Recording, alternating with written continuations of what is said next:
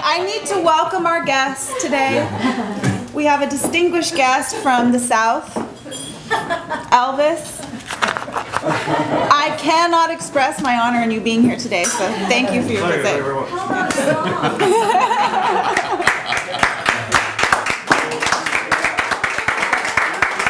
First of all, I'd like to tell you all, when I got up this morning, I put on my blue suede shoes. I was hoping to sing you a song, and I had chosen Jailhouse Rock. Y'all know that song? Yeah. But then, you know, I was really hoping that you would love me tender. Love me true. But then I found out that Dan was going to run the show. Dan, you ain't nothing but a hound dog. You ain't never caught a rabbit, and you ain't no friend of mine. Okay, baby, here we go. I gotta get myself dialed in on this. Okay, here we go. Listen carefully. Frankenstein was made up of parts dug up from the grave. Today you can buy cloned body parts on the internet. You are an evil scientist named Dr. Amazon Einstein. Inform us what type of body parts and from whose clone you're gonna buy from Amazon to build your Amazon Einstein. Dave Scott.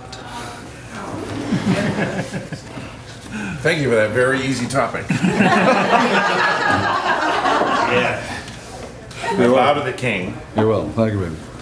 Well, if I were to go on Amazon.com and buy my cloned body parts to build my perfect example of a human being, first, the perfect example would have to be a male.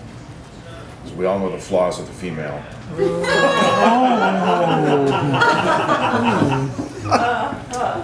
So I was, this topic came up as I was telling my son everything you need to know about women before you get married.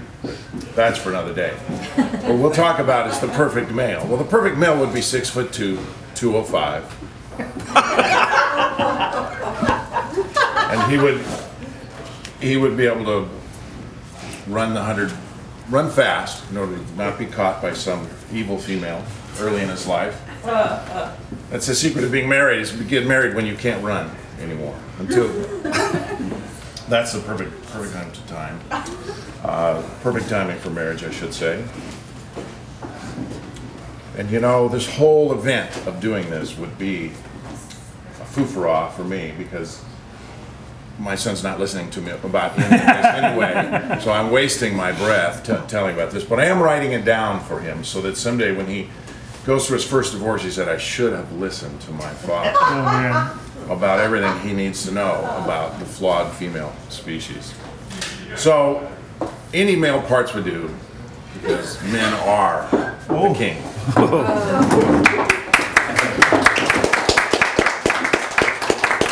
Dave, that was really good, except for the part where you said you get married when you can't run anymore. My wife tells me it's when you can't hunt. Ooh.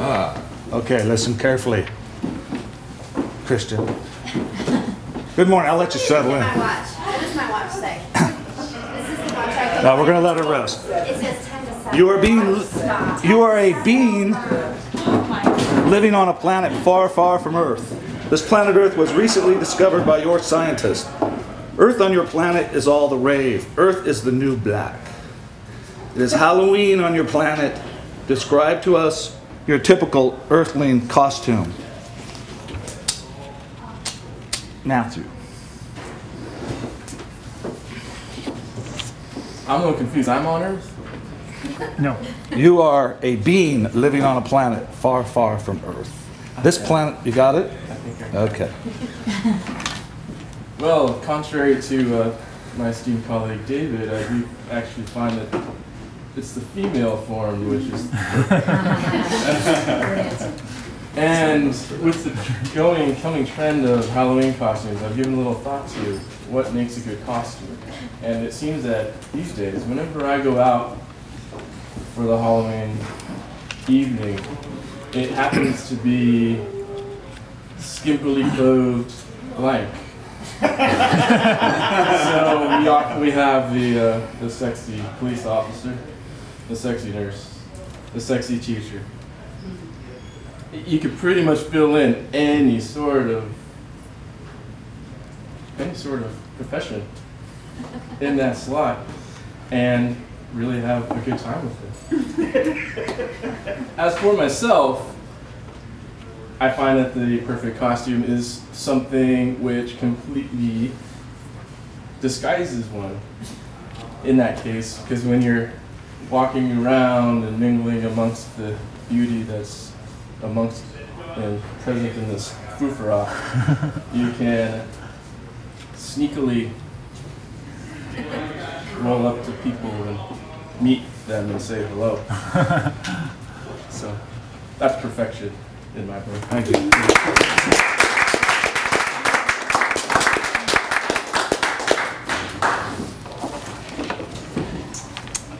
Straightforward question. Tracy, listen to the question carefully because you will be very creative. The costume of the year in the year 3010, what will it be?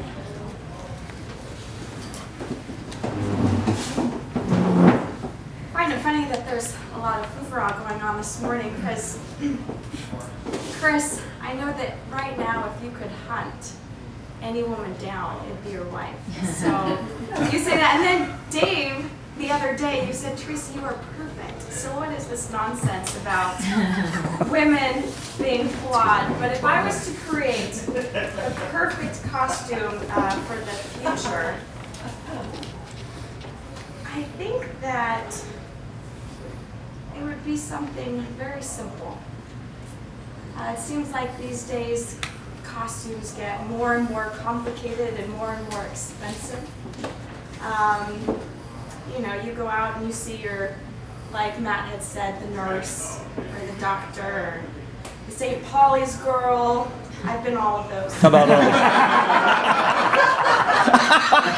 So I would keep it something very simple, very inexpensive, and I think I would focus just on candy. I talked to my manager the other day, and he said that he hands out those giant-sized candy bars every single year. So you can imagine the kids that come back year after year after year to his house just to get that. But he's outsmarted them because a lot of the older kids come back 2 rounds in the same night. But he's got them all down. So I would maybe take the attention off the costume, because we know if it goes in the direction it's going, we're all going to be naked walking around. And I would switch it just to candy and fill ourselves with that sweetness.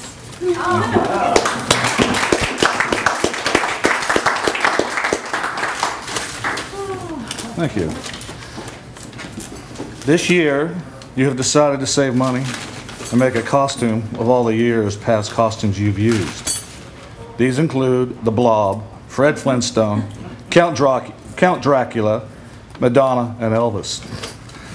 Tell us about this year's costume, Joan. Well, thank you.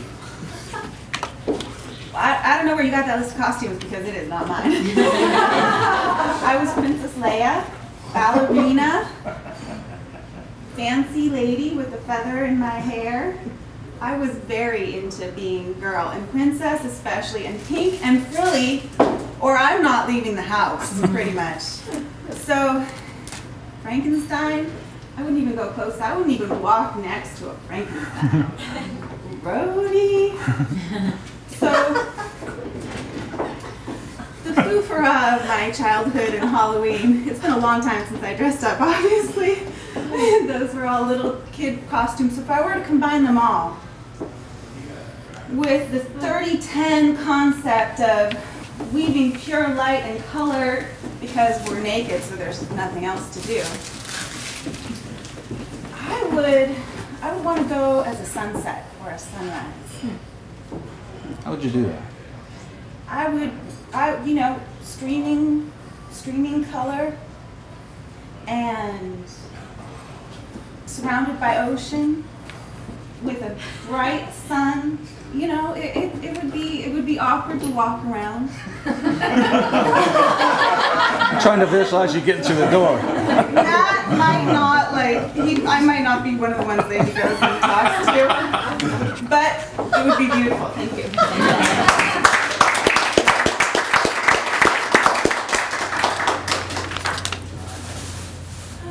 This year, you've decided to save money and make a costume of all the years' past costumes you used. No, I'm sorry. If you ask someone from the Middle East what would the typical American costume be, they would answer a camouflage leisure suit with a gun as an accessory. You now live in Iran, and it is Halloween. You want to bring a better light to Americans. Describe to us a more peaceful costume. Sylvia, please. Well, what kind of foofara is this? Iran and creating a costume that is better than camouflage and all of that military stuff that people are accustomed to associating with Americans. I would like them to think of Americans as friends, people open to sharing, people open to talking with them about problems. So I think first of all, I'd start off with this wizard hat. So it would have to be something kind of magical in order to change everything that has gone on before. I would go and say, let's all pretend we could be wizards. We can do and be and say anything that we want to. We can change things. We can create love where there is hate. We can create peace where there is war. Let's all come together and really do this right now. And I think I would start with the children, because after all, they are the ones who have not yet been tainted with all of this history of fear and dread and thinking that all of the Americans are such terrible people. So let us remember the children and know that there is always hope. Very nice.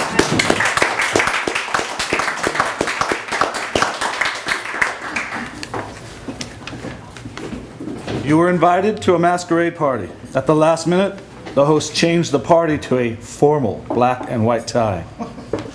Your email was hacked and you never received the message. How did the party go in the chicken costume, Jonathan? No hiding behind the camera. My chicken costume? Yes, sir. Well, it actually went pretty well, because the caterer forgot to show up, and there was a big foofara. So what I had was 300 very, very hungry, drunk people.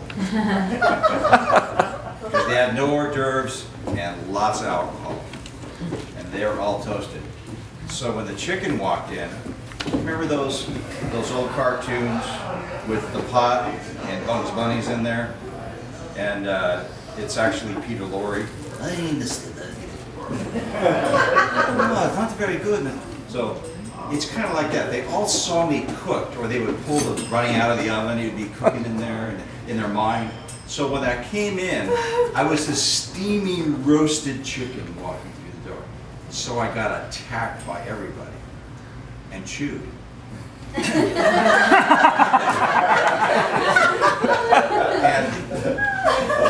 I did say foofara, but thank you very much. That's really what happened that night. I was the center of attention, and sometimes that's really good to be at a party. But by the end, when the rubber suit came off and they were all chewing nothing, and they saw my DVDs, they were not very happy. Thank you. Let's give Elvis a hand.